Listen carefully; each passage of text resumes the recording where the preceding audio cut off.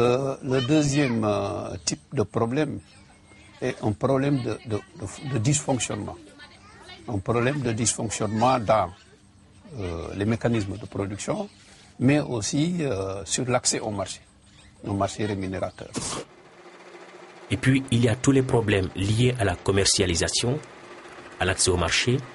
Les exemples sont nombreux. Mais ñetti espèces yooyu tamaate moo ci tane tuuti ndax am na moom contrat au moins mais contrat bi problème écoulement la tamaate day ñorandoo bu ñorandoo usine bi benn la dafa soree benn ñaareel bi que boo demee ba foofu rang bi day gudd ndax tamaate bi yëpp a ñëwandoo benn yoon moo tax tuuti la ñuy jël ci yow bu ñu boo defee contrat nga jël ay hybride semence hybride yoo war a def 80 tonnes ou 40 50 tonnes 60 tonnes suñu defalee 20 tonnes à l'hectare wala 18 tonnes à l'hectare ñu bay la. Même si on produit bien, on vend mal. Ou on ne vend pas du tout, on n'a pas de débouché. Ou si on vend à des prix qui ne sont pas rémunérateurs. Le paysan a toujours fait les frais de ce marché où lui, il est toujours le grand perdant. Donc tout cela fait qu'aujourd'hui, c'est des facteurs, c'est des choses qu'il faut changer si on veut effectivement que l'exploitation familiale puisse extérioriser son potentiel de nourrir la population sénégalaise et aussi de dégager des surplus de revenus pour le bien-être des populations rurales.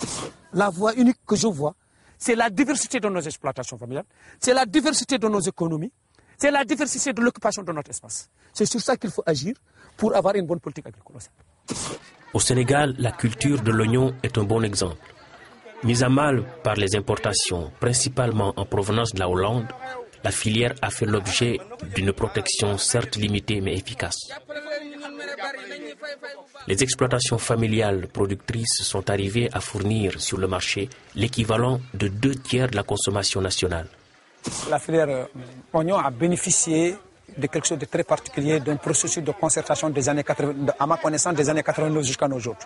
Et un des résultats a été que l'État a eu une volonté politique de mettre un cadre de concertation qui permet à l'ensemble des acteurs de dialoguer sur la production et sur la commercialisation. Ça, c'est le rôle de l'État. Parce que les organisations paysannes, elles ont beau développer des stratégies, mais c'est des stratégies justes, conjoncturelles. Mais si on veut régler le problème de façon structurelle, de façon durable, il faudra que l'État reconnaissent aujourd'hui le bien fondé en tout cas de ce que disent les organisations paysannes, le bien fondé de leur discours et les arguments qu'ils développent, et les accompagnent dans ça, en transformant justement le monde rural pour qu'il soit plus attractif, qu'il permette aussi de résoudre le problème même de développement du Sénégal. On a une bonne partie de notre population qui est constituée de jeunes, de forces vives. On a encore des terres. Quoi qu'on dise, on a des terres qu'on peut exploiter. On a un marché interne et un marché sous-régional qui représente une opportunité énorme. Parce que l'Afrique importe presque tout, importe sa nourriture. Donc nos paysans ont un marché. Il suffit tout simplement que nous jouions le jeu, que nous soyons volontaristes, que nous fassions confiance à ces paysans, qu'on investisse à la hauteur du nécessaire au niveau de ces exploitations familiales, au niveau aussi d'autres formes d'agriculture, pour qu'enfin on puisse produire abondamment, couvrir nos besoins et profiter de ce marché énorme pour que nos paysans soient rémunérés à juste titre et vivent bien. Ça, c'est vraiment mon souhait. Et j'y crois très fortement, je travaille à ça. Une organisation comme la FONGS le redit très clairement. Il faut travailler sur les questions de production, de transformation, de commercialisation, sans oublier les questions liées aux consommateurs.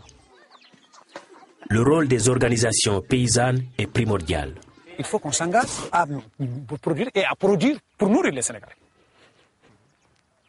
Ça, c'est notre premier. Pour y arriver, ça a des conditions. Il faut bien s'organiser, il faut bien s'informer, il faut se former, il faut avoir les OP vont agir sur ces questions. C'est ça nos responsabilités.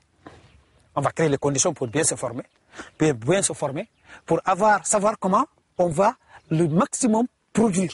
Ne pas rentrer dans des productions, mais rentrer effectivement dans une production globale qui permettrait effectivement d'arriver à la souveraineté alimentaire sénégalaise. Au Sénégal, une priorité s'impose. Il faut largement investir et soutenir l'agriculture paysanne. Donc tout ça montre simplement que la question de l'agriculture familiale est une question qui doit être posée d'abord du point de vue politique, mais aussi du point de vue organisationnel. C'est-à-dire que les organisations paysannes ont compris aujourd'hui que l'enjeu majeur, c'est de convaincre les États à investir massivement dans l'agriculture, mais surtout l'agriculture familiale. Mais ce qu'on voit aussi, c'est que ces exploitations ne sont pas pour l'instant suffisamment soutenues, qu'elles ont besoin d'un renfort du politique et que, à condition que ce soutien soit donné et que l'on investisse en elles, elles sont capables de développer un potentiel qui pour l'instant reste sous-développé.